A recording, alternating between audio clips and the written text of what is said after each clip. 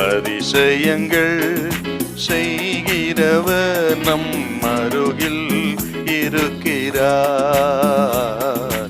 அற்புதங்கள் செய்கிறவர் என்றும் நமக்குள் வசிக்கிறார். கொலோசியர் 4ஆம் அதிகாரம் 12வது வசனம்.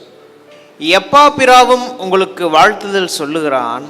உங்களை சேர்ந்தவனும் கிறிஸ்துவின் ஊழியக்காரனுமாகிய இவன் நீங்கள் தேவனுக்கு சித்தமானவை எல்லாவற்றிலும் தேறினவர்களாயும் பூரண நிச்சயம் உள்ளவர்களாயும் நிலை நிற்க வேண்டுமென்று தன் ஜெபங்களில் உங்களுக்காக எப்பொழுதும் போராடுகிறான்.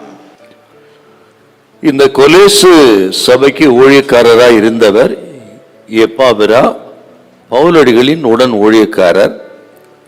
இந்த கொலோசு சபையை இவர்தான் ஸ்தாபித்தார். பவுலடிகள் எபேசுவில் ஊழியம் செய்த நாட்களில் அந்த சுவிசேஷ கூட்டத்தில் கலந்து கொண்டவர்கள் எப்பாபிராவும் பிலமோனும். இந்த 2 பேரும் சுவிசேஷத்தை கேட்டு ரட்சிக்கப்பட்டு கொலோசு என்கிற தங்கள் ஊருக்கு போனவர்கள். அவர்கள் ஸ்தாபித்த சபை தான் கொலோசு சபை. அந்த சபைக்கு ஊழியக்காரராகவும் எப்பாபிரா இருக்கிறார். அந்த எப்பாபிராவின் ஜெபத்தை குறித்து சொல்லும் பொழுதுதான் பவுலடிகள் இப்படி சொல்றார். எப்பாபிரா அவன் ஜெபத்தில் யுத்தம் பண்ணினான். விசுவாசிகள் தேர்ந்தவர்களா இருக்க வேண்டும், கிறிஸ்துவுக்குள் அவர்கள் பூரணமுள்ளவர்களாய் இருக்கணும்.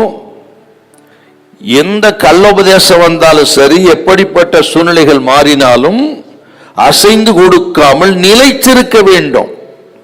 ஆண்டவரே, எங்கள் சபை மக்கள் இப்படி இருக்கணும் சுவாமி என்று மன்றாடினான் எப்பாபிரா.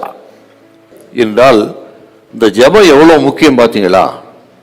நாம் என்னென்னவோ ஜெபம் பண்றோம், இப்படித்தான் பண்ணணும்.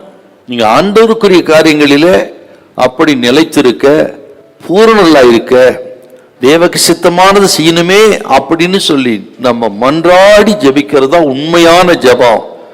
பரலோகம் அந்த ஜெபத்துக்கு பதில் கொடுக்கும். சாத்தானை ஜெயிப்பதற்கு, சாத்தானின் அரண்களை நிர்மூலமாக்குவதற்கு இந்த ஜெபத்துல போராடுறது அவசியங்க. நமக்கு நமது யுத்தம் சாத்தானோடு, சாத்தானோடு சேனையோடு. அப்படின்னா எவ்வளவு போராடணும் நம்ம. ஆகவேத்தான் எப்பாபிரா போராடினான், மன்றாடினான். ஆகவே இதை கேட்கிற கத்திரி பிள்ளைகள், நம்ம எல்லாரும் ஒரு யுத்த காலத்தில் இருக்கிறோம் என்பதை நீங்கள் மனதில் வைக்கணும். கிறிஸ்தவ வாழ்க்கை என்பது யுத்த களம், விளையாட்டு மைதானம் அல்ல. ஆகவே தேவ ஜனம் இதை உணர்ந்து ஜெபத்தில் மன்றாடணும், போராடணுங்க. வேலை செய்யுங்க, வியாபாரம் பண்ணுங்க, எல்லாம் செய்யுங்க. அதே ஜெபம்னு வரும் பொழுது ஆவில நிரம்பி எல்லாம் மன்றாடி ஜெபிப்போம். மிகப்பெரிய ஒரு வெற்றியை கர்த்தர் நமக்கு தருவார். ஹல்லேலூயா, ஹல்லேலூயா.